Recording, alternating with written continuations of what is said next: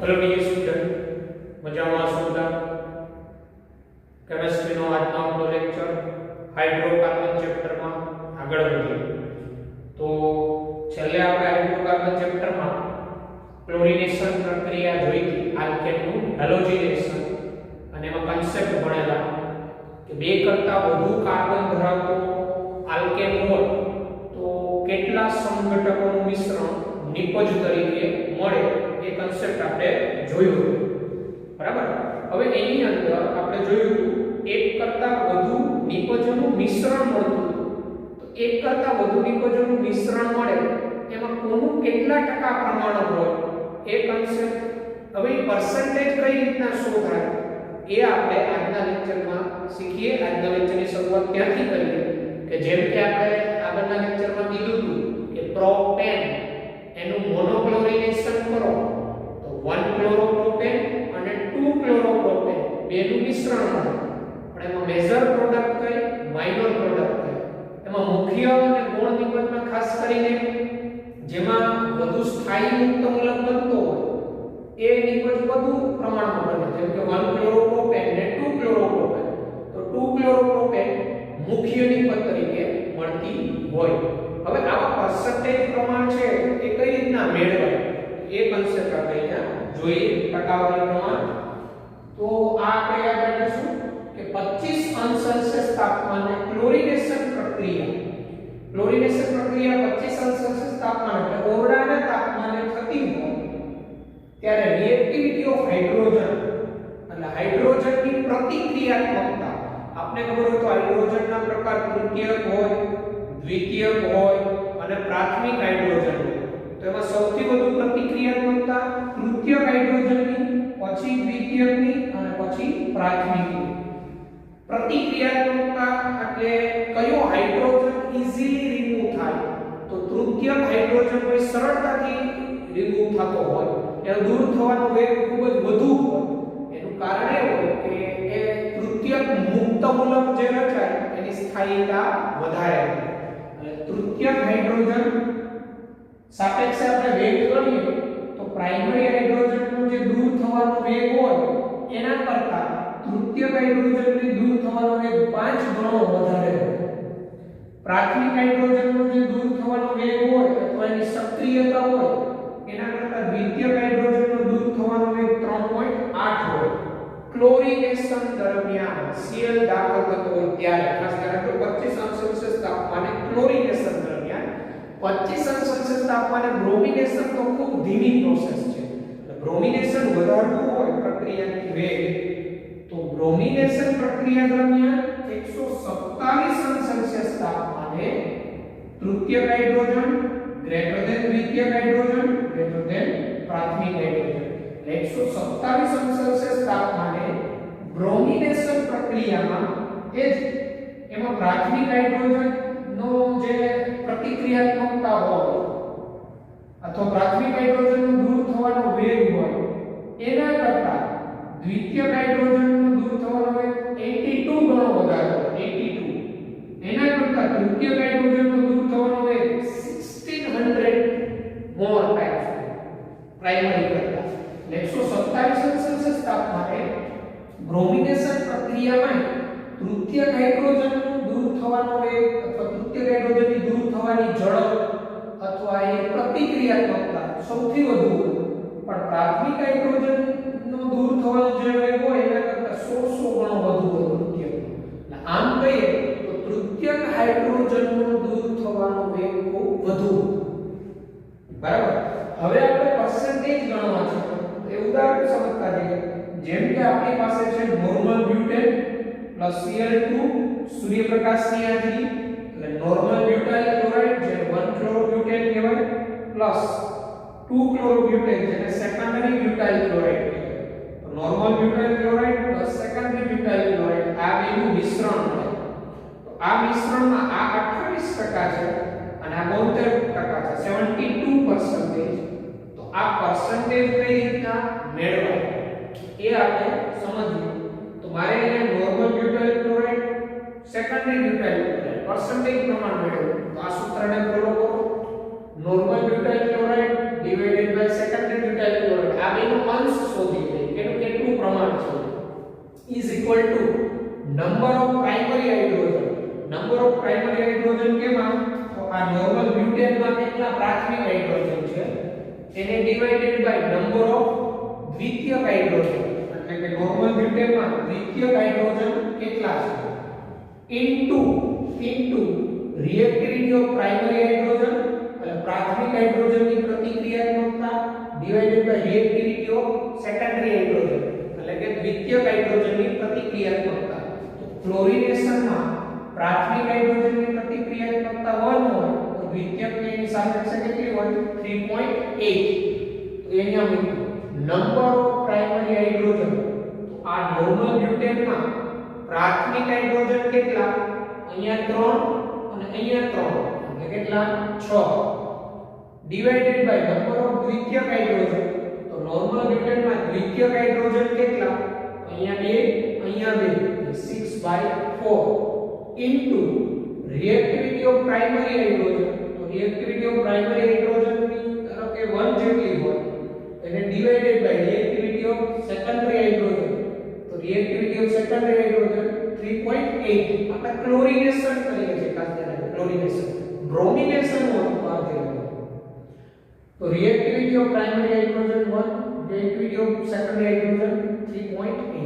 આનું સાદુરૂપ આપો તો 3/7.6 આવે બરાબર. એટલે 3 ભાગ નોર્મલ બ્યુટાઇલ ક્લોરાઇડ, 7.6 ભાગ સેકન્ડરી બ્યુટાઇલ ક્લોરાઇડ અંશ. ટોટલ અંશ કેટલો હોય બેથી 3 + 7.6 બરાબર 10.6 હોય ટોટલ અંશ. તો મારે નોર્મલ બ્યુટાઇલ ક્લોરાઇડની પર્સન્ટેજ જોઈએ. તો નોર્મલ બ્યુટાઇલ ક્લોરાઇડના પર્સન્ટેજ બરાબર આ 3 એનું પ્રમાણ એને ગુણાકારમાં 100 છેદમાં કુલ ટોટલ લઈએ 10.6 બરાબર. એટલે 28.3 is near equal to 28% કહેવાય. અને સેકન્ડરી બ્યુટાઇલ ક્લોરાઇડ ના અંશ કેટલા આવ્યા તો 7.6 into 100 divided by કુલ અંશ કેટલો 10.6 કુલ પ્રમાણ બરાબર. તો 7.6 into 100 divided by 10.6 સાદુરૂપ આપો 71.7% is near equal to 72%. આ રીતે આપણે આ ઘટકોના પર્સન્ટેજ પ્રમાણ મેળવી શકાય. અહીંયાનો ભૂલ કરતા આ નંબર ઓફ પ્રાઇમરી હાઇડ્રોજન એટલે કોના લેવાના તમારો જે આલ્કેન લીધો હોય ને એમાં કેટલા પ્રાથમિક હાઇડ્રોજન. તો આપણે અહીંયા આલ્કેન લીધો નોર્મલ બ્યુટેન એટલે આમાં પ્રાથમિક હાઇડ્રોજન અહીંયા 3 છે. CH3 ના જે હાઇડ્રોજન હોય ને પ્રાથમિક હોય તો CH3 હવે 2 છે તો 6 પ્રાથમિક હાઇડ્રોજન છેદમાં નંબર ઓફ દ્વિતીયક હાઇડ્રોજન. તો CH2 ના હાઇડ્રોજન હોય એ દ્વિતીયક હોય 6/4 into 1/3.8 એટલે 3 + 7.6 is equal to 10.6 એટલે ટોટલ બે થઈને આવશે. 3 એટલે ઓન્લી નોર્મલ બ્યુટાઇલ ક્લોરાઇડ અને 7.6 એટલે ઓન્લી સેકન્ડરી બ્યુટાઇલ ક્લોરાઇડ નું પ્રમાણ છે. તો આવી જ રીતે આપણે બ્રોમિનેશન પ્રક્રિયા કરીએ તો શું થાય એના પર્સન્ટેજ આપણે મેળવીએ. બ્રોમિનેશન અહીંયા આપણે ક્લોરિનેશન કરીએ પણ બ્રોમિનેશન કરીએ તો શું થાય. અહીંયા હું Br2 લઈ લઉં અને અહીંયા 127 અંશ સેલ્સિયસ ટેમ્પરેચર 127 અંશ સેલ્સિયસ અહીંયા Br આવી જાય અને નોર્મલ બ્યુટાઇલ બ્રોમાઇડ કહેવાય બ્રોમાઇડ. અને અહીંયા Br આવી જાય અને સેકન્ડરી બ્યુટાઇલ બ્રોમાઇડ કહેવાય સેકન્ડરી અને દ્વિતીયક બ્યુટાઇલ બ્રોમાઇડ. તો આનું પર્સન્ટેજ પ્રમાણ શું થાય એ આપણે મેળવીએ. તો આ લગભગ 2% જેવું આવશે. આ લગભગ 98% જેવું આવે. તો અહીંયા નોર્મલ બ્યુટાઇલ બ્રોમાઇડ આવી જાય. અહીંયા normal butyl bromide divided by secondary butyl bromide number of primary hydrogen divided by number of secondary hydrogen into reactivity of primary hydrogen divided by reactivity of secondary hydrogen. અહીંયા આ જે બધું પ્રમાણ આ ગણતરી છે એ ચેન્જ થશે. અહીંયા બ્યુટાઇલ ક્લોરાઇડ ને બદલે બ્રોમાઇડ થઈ જાય. ક્લોરાઇડ ને બદલે અહીંયા બ્રોમાઇડ થઈ જશે, બ્રોમાઇડ, બરાબર. તો એ આપણે કેલ્ક્યુલેશન કરીએ તો આપણે જોવા મળશે અહીંયા જો ચાલો નંબર ઓફ પ્રાઇમરી હાઇડ્રોજન તો કેટલા છે નોર્મલ બ્યુટેનમાં 6, નંબર ઓફ સેકન્ડરી હાઇડ્રોજન કેટલા છે તો CH2CH 2 2 4 into reactivity of primary hydrogen તો બ્રોમિનેશન છે એટલે અહીંયા 1, રિએક્ટિવિટી ઓફ સેકન્ડરી હાઇડ્રોજન અહીંયા 82 તો અહીંયા 6 divided by 4 into 2 8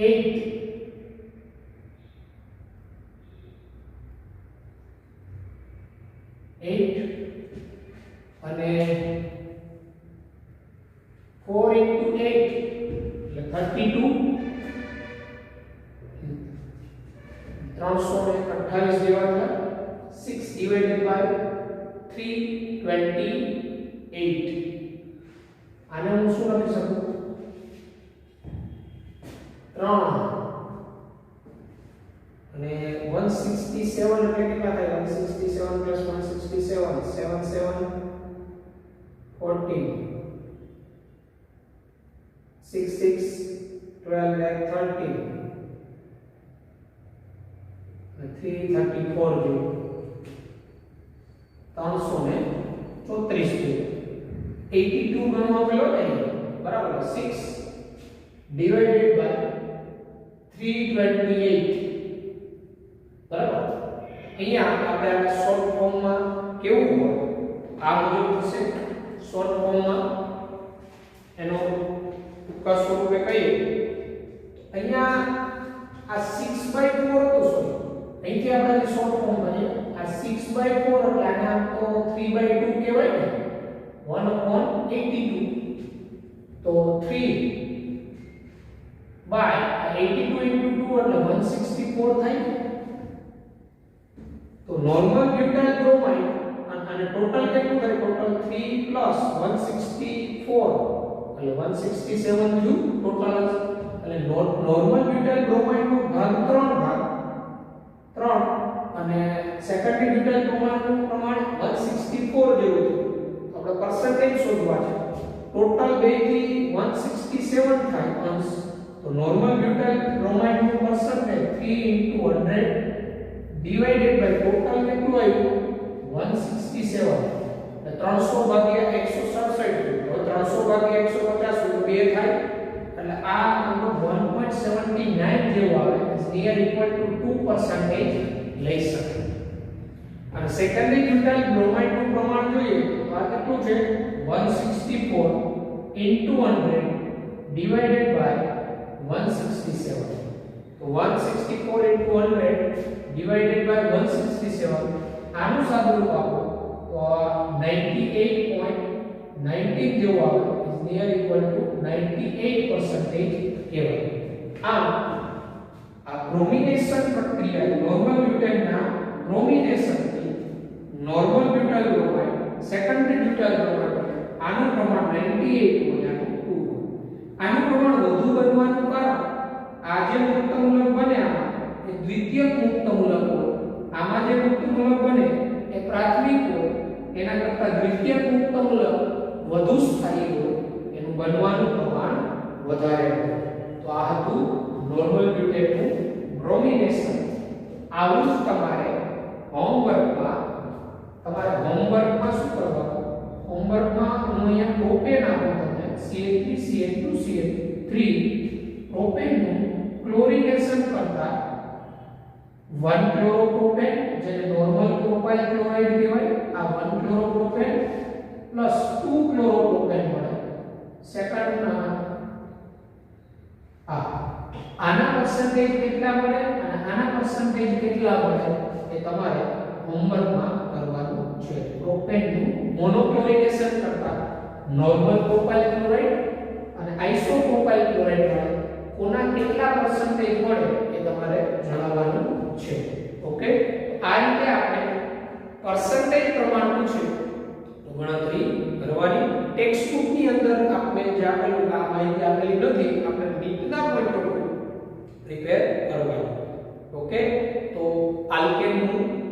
હેલોજિનેશન આપણે વિસ્થાપન પ્રક્રિયા જોઈ, બરાબર. ત્યારબાદ એની વિસ્થાપન પ્રક્રિયામાં આગળ વધીએ તો આલ્કેનનું નાઇટ્રેશન અને આલ્કેનનું સલ્ફોનેશન આવે છે, એ આપણે જોઈએ.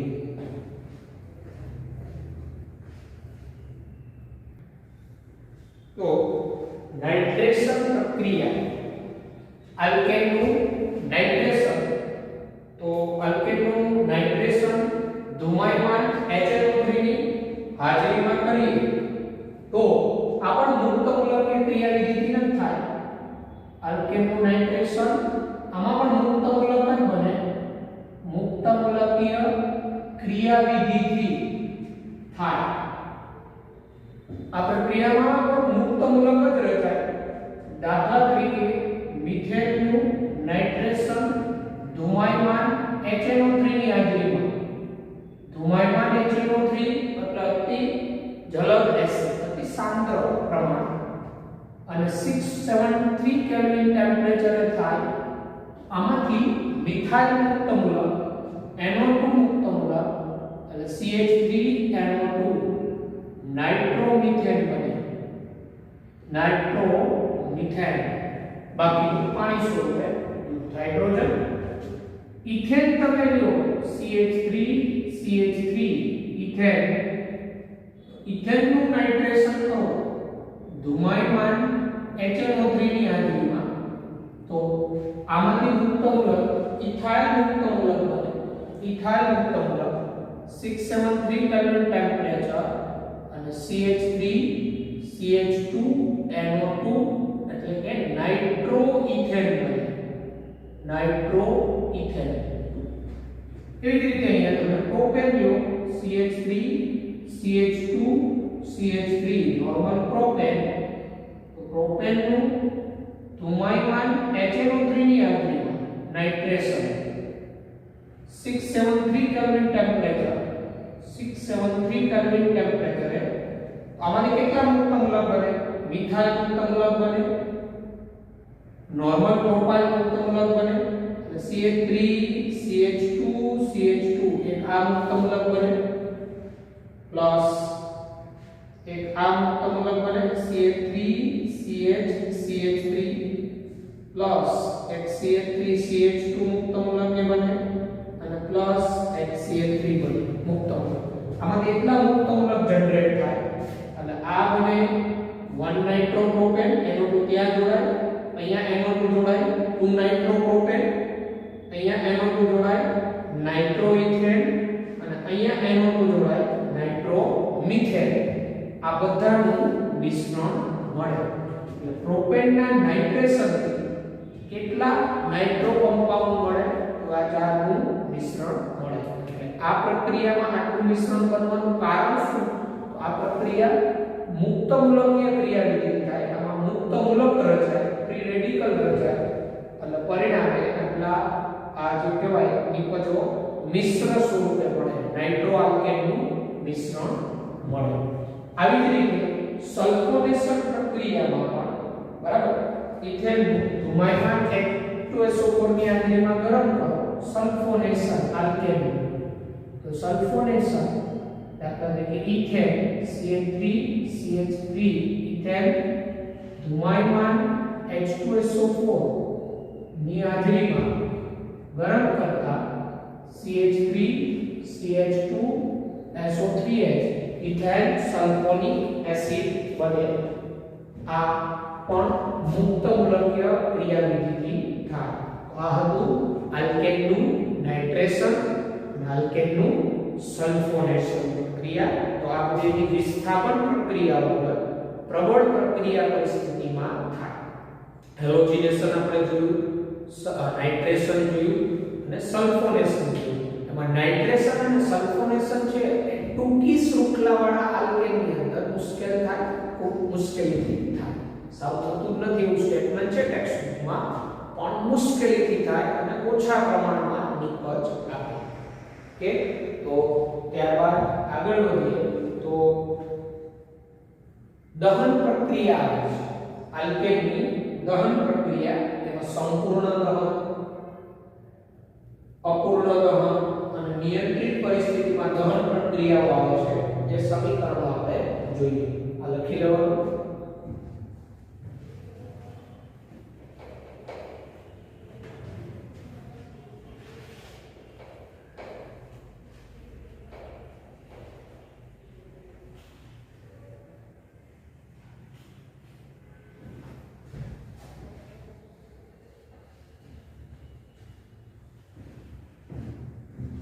तो दहन प्रक्रियाओं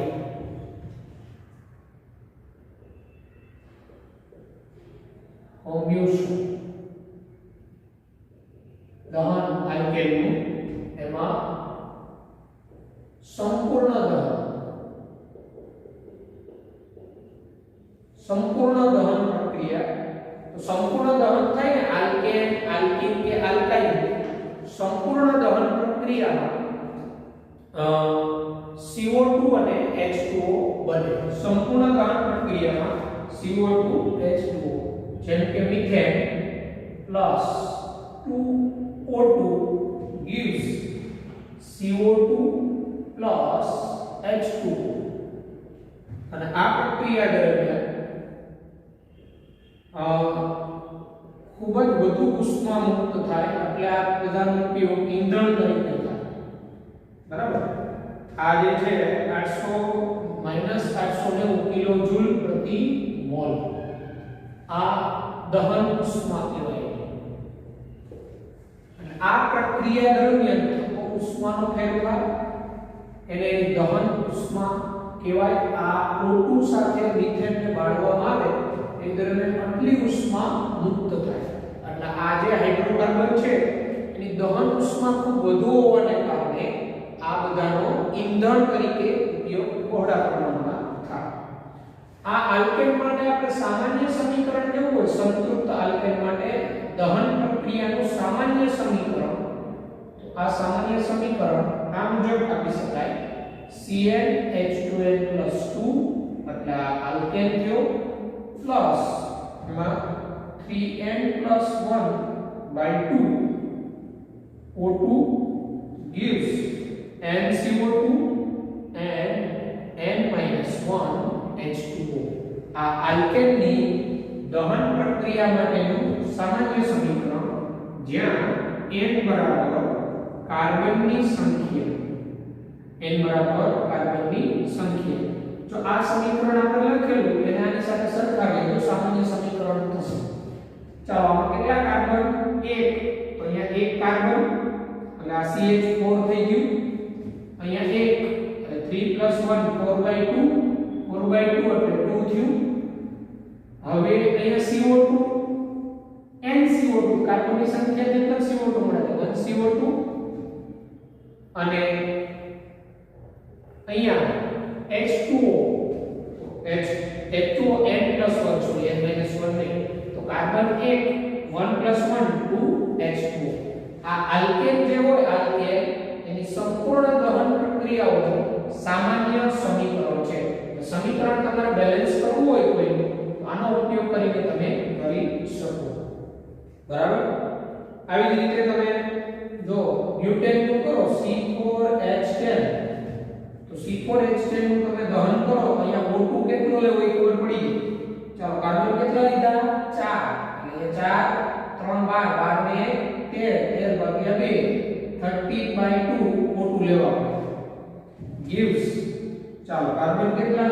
NCO2 એટલે 4CO2 ગેસ પ્લસ અહીંયા કાર્બન કેટલા? 4 + 1 અને 5H2O. આ રીતે આપણે સમીકરણ જે છે તેને બેલેન્સ કરીને બનાવી શકીએ. આલ્કેનની સંપૂર્ણ દહન પ્રક્રિયાનું આ સામાન્ય સમીકરણ છે. સંપૂર્ણ દહન પ્રક્રિયા પછી એમાં અપૂર્ણ દહન થાય તો કાર્બન બ્લેક મળે. અપૂર્ણ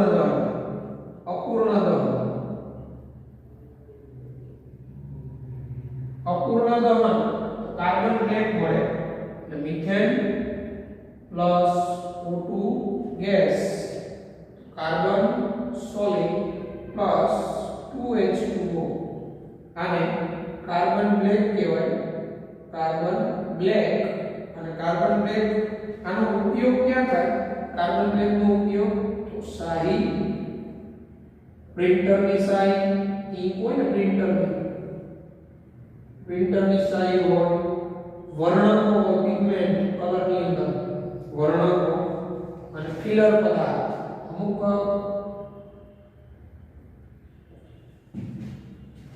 ઘટક ઉમેરો કરવો પડશે એટલે શાહીમાં પ્રિન્ટરની શાહીમાં વર્ણકો અને ફિલર પદાર્થ તરીકે, બરાબર. ફિલર પદાર્થ તરીકે કોઈમાં નરમાઈનો ગુણધર્મ જો દાખલ કરવો હોય તો ઘટક તરીકે ઉમેરી શકાય, ફિલર પદાર્થ કહેવાય એને. અને નિયંત્રિત પરિસ્થિતિમાં દહન, અમુક નિયંત્રિત પરિસ્થિતિ એટલે તમે ઉદ્દીપકનો ઉપયોગ કરો, તાપમાનનો ઉપયોગ કરો, બરાબર. એ નિયંત્રિત પરિસ્થિતિ કંટ્રોલ કન્ડિશનમાં, તો નિયંત્રિત પરિસ્થિતિમાં જેમ કે મિથેન પ્લસ O2 ગેસ, ઉદ્દીપક કોપર 523 કેલ્વિન તાપમાન 100 વાતાવરણ દબાણ એટમોસ્ફિયરિક પ્રેશર, તો ત્યારે મિથેનોલ બને CH3OH મિથેનોલ. આ કન્ડિશન આપણે યાદ રાખીશું, નિપજ તરીકે ડાયરેક્ટ પૂછી શકે. નિયંત્રિત પરિસ્થિતિમાં એટલે મિથેનનું O2 ની હાજરીમાં દહન કોપર ઉદ્દીપક 523 કેલ્વિન તાપમાન 100 વાતાવરણે કરતા મિથેનોલ બને. આ ઉપરાંત કન્ડિશન ચેન્જ કરવામાં આવે, જેમ કે methane plus O2 gas MO2O3 ની હાજરીમાં MO2O3 મોલિબ્ડેનમ ટ્રાયોક્સાઇડ ની હાજરીમાં ગરમ કરો તો methanol plus H2O, methanol plus H2O. અહીંયા આપણા રિએક્શનો યાદ રાખવાની હોય કે મિથેનનું O2 ની હાજરીમાં દહન કોપર 523 કેલ્વિન સહવાતાવરણ તો methanol, methane plus O2 MO2O3 ગરમ કરો તો મિથેનોલ. પછી આવી રીતે ઇથેન CH3 3 મોલ O2 અને મેંગેનીઝ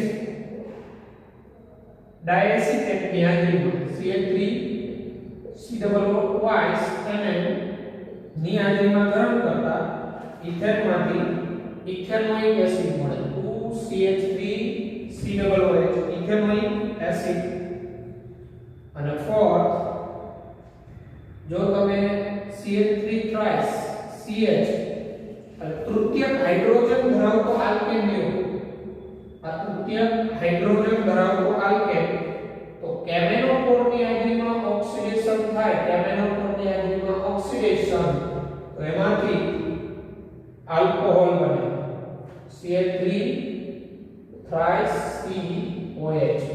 લાવણ અગત્યનો MCQ કે નીચેનામાંથી કયો આલ્કેન કેમેનોફોર ની હાજરીમાં ઓક્સિડેશન થઈ અને આલ્કોહોલ આપે, તો એવો આલ્કેન કે જેમાં તૃતીયક હાઇડ્રોજન હોય. એટલે આ રીતે CH3C CH3CH3H જેમાં તૃતીયક હાઇડ્રોજન હોય એનું કેમેનોફોર ની હાજરીમાં ઓક્સિડેશન થાય અને આલ્કોહોલ મળે, તૃતીયક આલ્કોહોલ.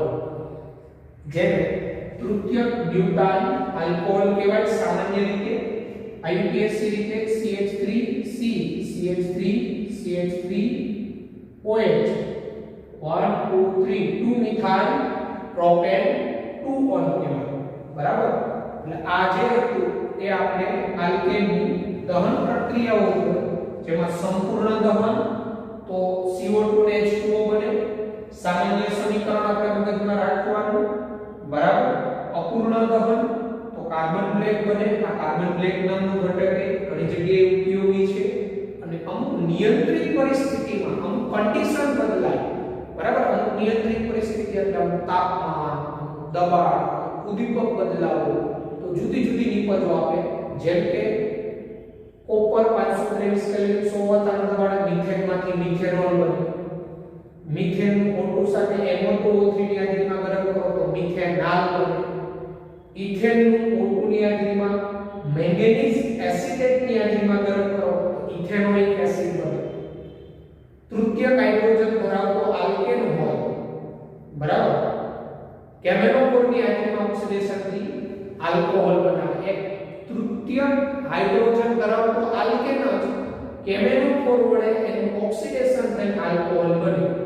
દ્વિતીય પ્રાથમિક હાઇડ્રોજન વાળા આલ્કેનનું થતું નથી. એટલે આ તૃતીય હાઇડ્રોજન ધરાવતો આલ્કેન કેમેનોફોર વડે ઓક્સિડેશન પામી આલ્કોહોલ બનાવે. તો આ દહન પ્રક્રિયાઓ હતી આલ્કેનની. ત્યારબાદની રાસાયણિક પ્રક્રિયાઓ આપણે જોઈએ.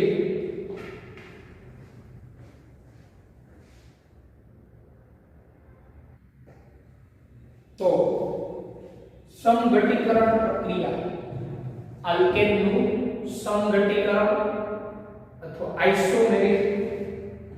આઇસોમેરાઇઝેશન પુનર્વિન્યાસ પ્રક્રિયા. તો કોને કહેવાય સમઘટીકરણ થયું કહેવાય? તો જે તે કોઈ આલ્કેન હોય એનું યોગ્ય એસિડ ઉદ્દીપકની હાજરીમાં પ્રક્રિયા કરતા નિપજ તરીકેનો સમઘટક બને. બરાબર, સમઘટક મળે. જે પ્રક્રિયક હોય અને જે નિપજ બને એકબીજાના સમઘટક મળે. જેમ કે નોર્મલ બ્યુટેન નિર્જળ NaCl3 HCl માધ્યમમાં એસિડિક ઉદ્દીપક એસિડિક માધ્યમમાં નોર્મલ બ્યુટેનમાંથી આઇસોબ્યુટેન બને. CH3 CH CH3 CH3 આઇસોબ્યુટેન. આ પ્રક્રિયા પુનર્વિન્યાસ પ્રક્રિયા તરીકે પણ કહેવાય. રીઅરેન્જમેન્ટ રિએક્શન કહેવાય. આ પ્રક્રિયાને પુનર્વિન્યાસ પ્રક્રિયા પણ કહેવાય. કારણ કે આ પ્રક્રિયા ન કોઈ નવો પ્રક્રિયક ઉમેરાય ન કોઈ દૂર થાય. ફક્ત એક જ પ્રક્રિયકમાં પરમાણુ કે પરમાણુના સમૂહનું સ્થાન બદલાય.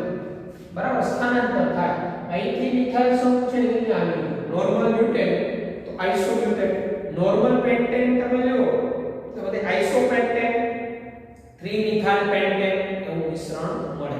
એટલે સમઘટીકરણ પ્રક્રિયા આલ્કેનની યોગ્ય એસિડ ઉદ્દીપકની હાજરીમાં થાય. જે મગજમાં રાખીશું. સમઘટીકરણ પછી આ એરોમેટાઇઝેશન, એરોમેટીકરણ અથવા ચક્રીયકરણ.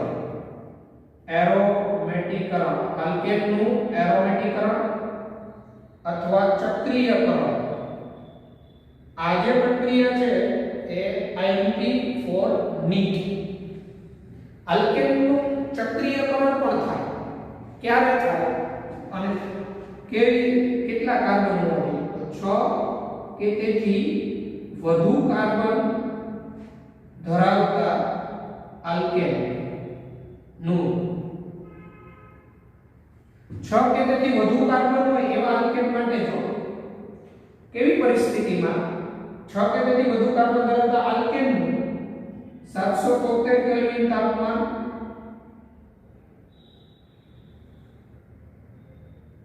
10 થી 20 વાતાવરણ દબાણ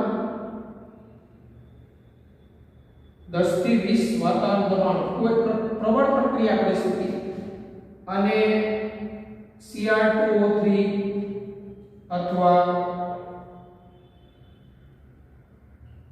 MO2O3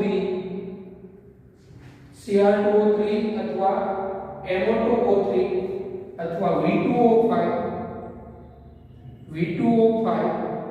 જેવા ઉદ્દીપકની હાજરીમાં આ કન્ડિશન જરૂરી ખૂબ પ્રબળ પ્રક્રિયા પરિસ્થિતિમાં. હવે 6 કે તેથી વધુ કાર્બન ધરાવતા આલ્કેન દાખલા તરીકે નોર્મલ હેક્સેન લ્યો તમે, આને નોર્મલ હેક્સેન કહેવાય. CH3 CH2 CH2 CH2 CH2 CH3 જો 1 2 3 4 5 6 અને નોર્મલ હેક્સેન કહેવાય. આ નોર્મલ હેક્સેન એરોમેટીકરણ ચક્રીયકરણ પ્રબળ પ્રક્રિયા પરિસ્થિતિ જેમ કે 773 કેલ્વિન તાપમાન Cr2O3 અથવા V2O5 અથવા MO2O3 ઉદ્દીપક 10 થી 20 વાતાવરણ દબાણ. તો આમાંથી H2 દૂર થાય. ટોટલ હાઇડ્રોજન ટોટલ કેટલા દૂર થશે આમાંથી? 6 અહીંથી એક પહેલા 4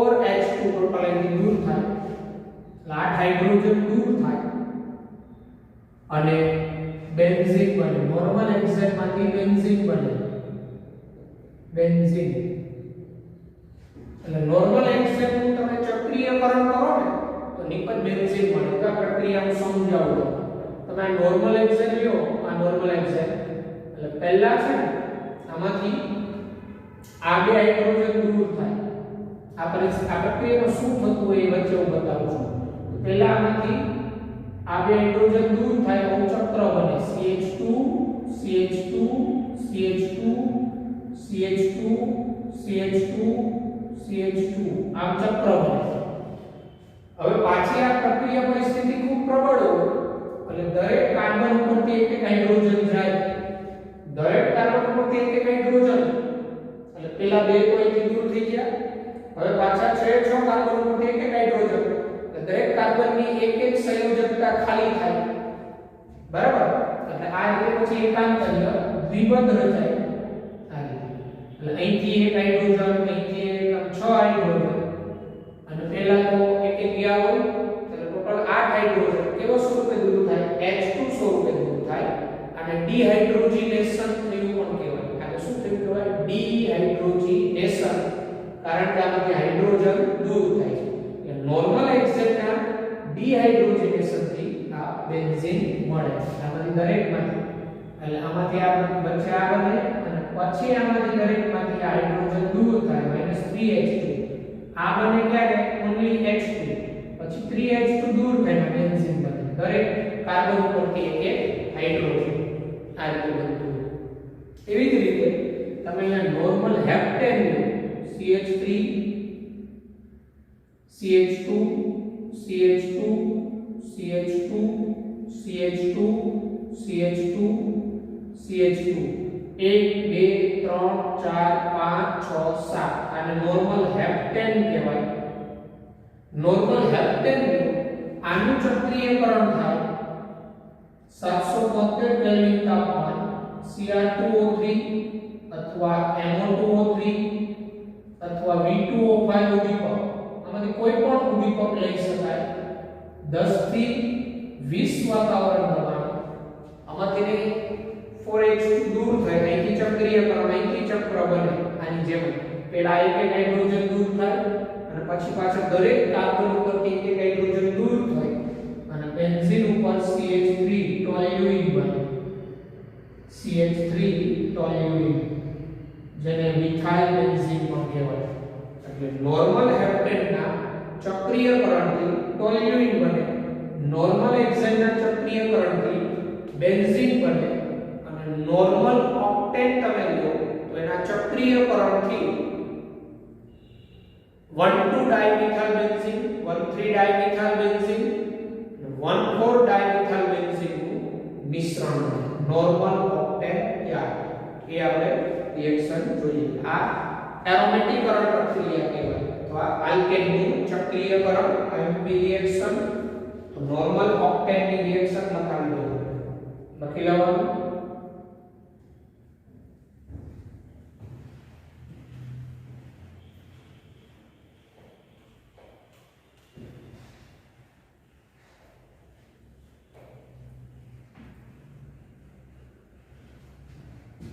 તો આવી રીતે આપણે નોર્મલ ઓક્ટેન લઈએ ને,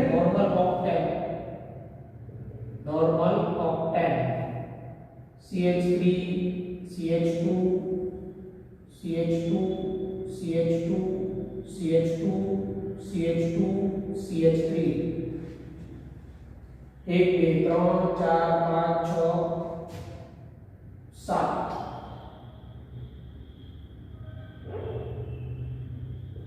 CH3 આને નોર્મલ ઓક્ટેન કહેવાય. તો અહીંથી આ બે જોડાય અને આ રીતે CH3 એટલે 6 કાર્બનનું ચક્ર બને. એટલે અહીંયા મિશ્રણ કેટલાનું મળે છે? 772 કેલ્વિન તાપમાન. કોઈ પણ ઉદ્દીપકનો ઉપયોગ કરી શકાય આમાંથી, અથવા MO2O3 મોલિક્યુલર ટ્રાયોક્સાઇડ અથવા V2O5 10 થી 20 વાતાવરણ દબાણ -4H2.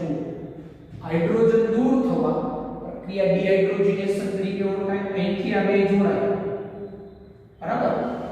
અને આ રીતે 3 નું મિશ્રણ CH3 CH3 આને ઓર્થોઝાઇલીન કહેવાય પ્લસ આ 1 2 પ્લસ 1 3 CH3 અને મેટાઝાઇલીન કહેવાય સામાન્ય રીતે અને પ્લસ 1 4 ડાયમિથાઇલ બેન્ઝીન CH3 અને પેરાઝાઇલીન કહેવાય આ મિશ્રણ મળે એટલે જ્યારે તમે આ નોર્મલ ઓક્ટેન નું ડિહાઇડ્રોજનેશન કરો ડિહાઇડ્રોજનેશન ચક્રીયકરણ 775 કેલ્વિન જેટલા ઊંચા તાપમાને 10 થી 20 વાતાવરણ તમારે ત્યારે આ ત્રણનું મિશ્રણ મળે આ MCQ ઇમ્પોર્ટન્ટ કે નોર્મલ ઓક્ટેન ના એરોમેટિકરણ અથવા ચક્રીયકરણ કયા કયા નિપજ મળે ઓર્થો મેટા પેરાઝાઇલીન નું મિશ્રણ એટલે એરોમેટિકરણ પ્રક્રિયા મોસ્ટ ઇમ્પોર્ટન્ટ છે બરાબર છે તો લખી લો ત્યારબાદ પાણીની બાષ્પ સાથેની પ્રક્રિયા અને ઉષ્મીય વિભંજન પાયરોલિસિસ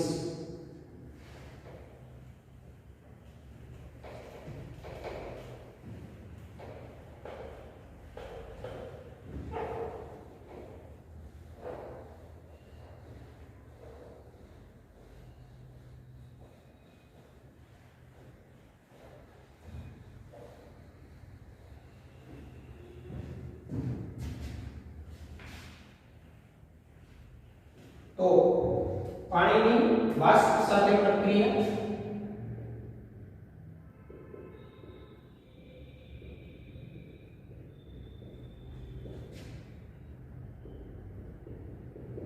પાણીની બાષ્પ સાથેની પ્રક્રિયા ઉદાહરણ તરીકે મિથેન પ્લસ H2O તો ત્યારે CO પ્લસ H2 નું મિશ્રણ મળે જેને જળ વાયુ કહેવાય બરાબર મિથેન પ્લસ H2O ત્યારે CO પ્લસ H2 નું મિશ્રણ નિકલ ઉદ્દીપકની હાજરીમાં ગરમ કરતા CO પ્લસ 3H2 એટલે આલ્કેનનું પાણીની બાષ્પ સાથે નિકલ ઉદ્દીપકની હાજરીમાં ગરમ કરતા જળ વાયુ મળે CO પ્લસ H2 નું મિશ્રણ બરાબર એટલે મિથેનનું ઉદાહરણ ઇથેન હોય તો પ્રોપેનનું તો આ પ્રમાણ વધી જાય જળ વાયુ અને ઉષ્મીય વિભંજન અથવા પાયરોલિસિસ પ્રક્રિયા ઉષ્મીય વિભંજન અથવા અંગ્રેજીમાં પાયરોલિસિસ આલ્કેનનું અથવા ક્રેકિંગ પણ કહેવાય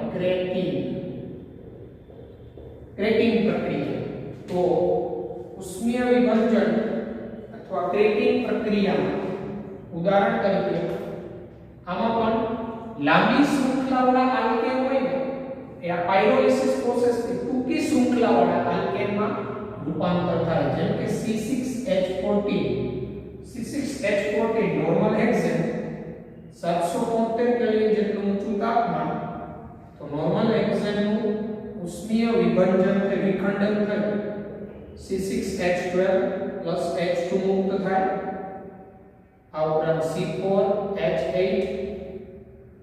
C2H6 આ ઉપરાંત C3H6 C2H4 CH4 આ ક્રેકિંગ પ્રોસેસ કહેવાય આ C6H14 એટલે આપણે ખબર છે હેક્સેન છે એક પ્રકારનું હેક્સેનનું 772 કેલ્વિન તાપમાને ઉષ્મીય વિખંડન થાય એમાંથી આ C6H12 C4H8 C2H6 C3H6 C2H4 CH4 આ બધા ટૂંકી શૃંખલાવાળા હાઇડ્રોકાર્બન મિશ્ર સ્વરૂપે મળે બરાબર છે ટૂંકી શૃંખલાવાળા અને આ જે છે પેટ્રોલિયમનું વિભંજન આ બધાનો ઉપયોગ જે છે યોગ્ય ઈંધણ તરીકે આપણે કરી શકીએ અને જો તમે ડોડેકેન લ્યો C12H26 આને ડોડેકેન કહેવાય અને ડોડેકેનનું નિકલ ઉદ્દીપકની હાજરીમાં ઉષ્મીય વિભંજન થાય 913 કેલ્વિન જેટલા ઊંચા તાપમાને તો C6H16 હેપ્ટેન C5H10 પેન્ટીન અને પ્લસ અન્ય નિપજો મળે આ ઉષ્મીય વિભંજન પ્રક્રિયા પ્રક્રિયા કહેવાય. અન્ય નિપજોની અંદર હેક્સેન, પ્રોપેન, ઇથિન, ઇથેન, મિથેન વગેરે અન્ય નિપજોની અંદર પાછું આ બધાનું પ્રમાણ આવે. પણ અહીંયા તમારે ડોડેકેન નિકલ ઉદ્દીપકની હાજરીમાં 113 કેલ્વિન જેટલા ઊંચા તાપમાને ઉષ્મીય વિભંજન થઈ કઈ નિપજો મળે? આ બધા મળે. હેપ્ટેન, સ્ટેટિન, પછી એમાંય પાછું હેક્સીન, બ્યુટીન એ બધા આવે છે. અન્ય નિપજોમાં બરાબર 4 કાર્બન વાળા, 3 કાર્બન વાળા, 2 કાર્બન વાળા, 1 કાર્બન વાળા આ બને. સમીકરણ યાદ રાખો. ઇમ્પોર્ટન્ટ રિએક્શનમાં એટલું બધું નથી. ઉષ્મીય વિભંજન આ પ્રોસેસ પણ આપણે યાદ રાખીશું. અહીંયા આ આલ્કેન છે, આલ્કેન એના રાસાયણિક ગુણધર્મો જે છે આલ્કેનના એ આપણે પૂર્ણ કરીએ. પછીના લેક્ચરમાં આપણે આલ્કીન ટોપિકમાં આગળ વધીશું. આલ્કેન ટોપિક વ્યવસ્થિત પ્રિપેર કરી નાખવાનો. બનાવટ, ભૌતિક ગુણધર્મો અને રાસાયણિક ગુણધર્મો. એમાં આલ્કેનનું જે હેલોજિનેશન પ્રક્રિયા આવેલી અને ચક્રીયકરણ પ્રક્રિયાઓ આવેલી એ નીટના point of view most important રિએક્શનમાં આવે જે પરફેક્ટલી યાદ હોવી જોઈએ. ઓકે.